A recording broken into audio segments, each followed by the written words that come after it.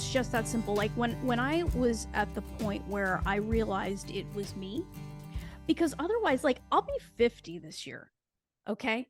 Like, I don't look my age. I certainly don't act my age. And so I rejected the idea that the thing that was preventing me from having my son was my age.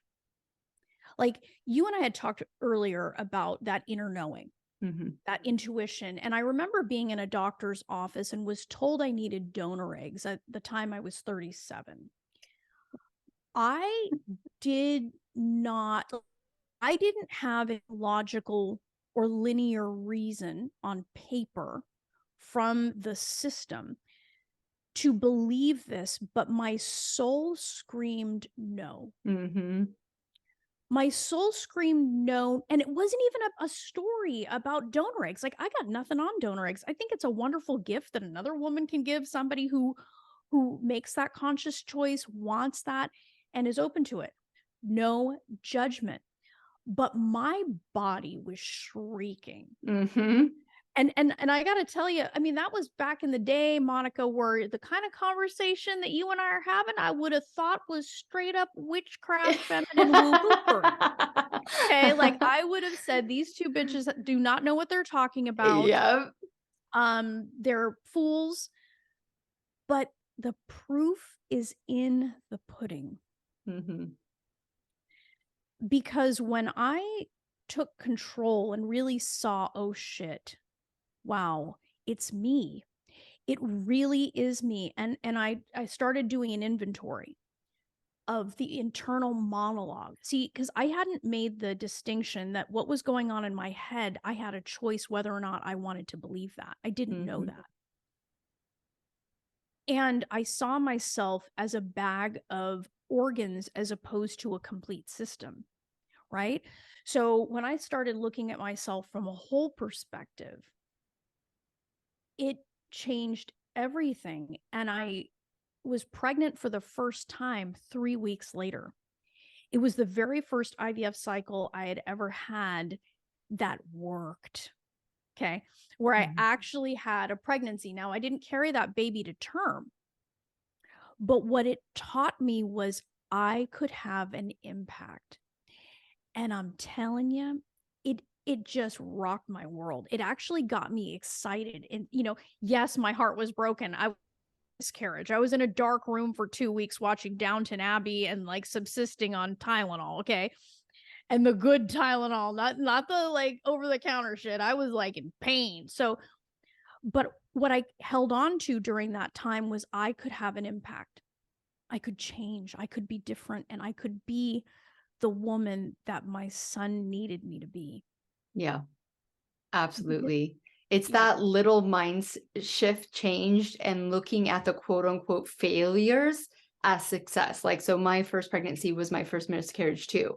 And yes, you're heartbroken. It's a shitty time. But that whole time I was like, I can get pregnant.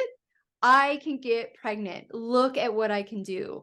And so moving that energy of like, I will. And it just, I had more failures than I succeeded. But I looked 100%. at every failure as a success. It was a stepping stone, right? And if you're able to do that with your journey, obviously honor your feelings, honor those emotions, have those shitty dark times, right? But notice how long you're staying there. And notice what story you're creating around that. And I think it just empowers you even more.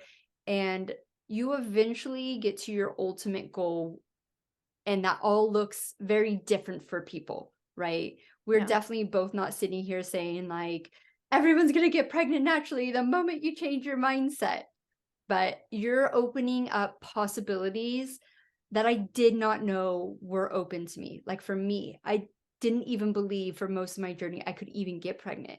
The thought that I could get pregnant naturally almost never entered my mind, but I just kept going anyways. I didn't need I have a post that says like, I didn't wait for the evidence. My consistent action created my evidence.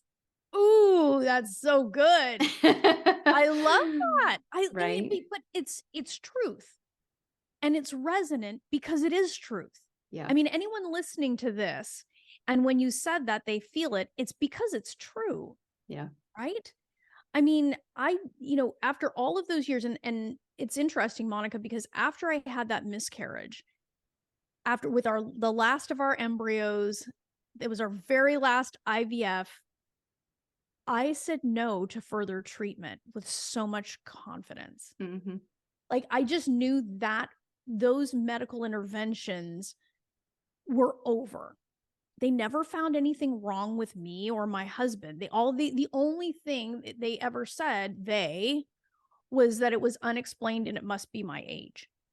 So at that point, I also had a spiritual awakening, which is very interesting too, because I was very divorced from my spirituality. Mm-hmm. Because I was like, I don't need that shit.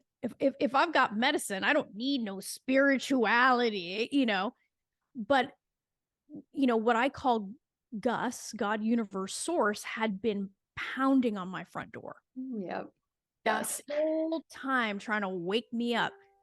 Yeah. Saying, woman, there were so many signs, Monica, and this is where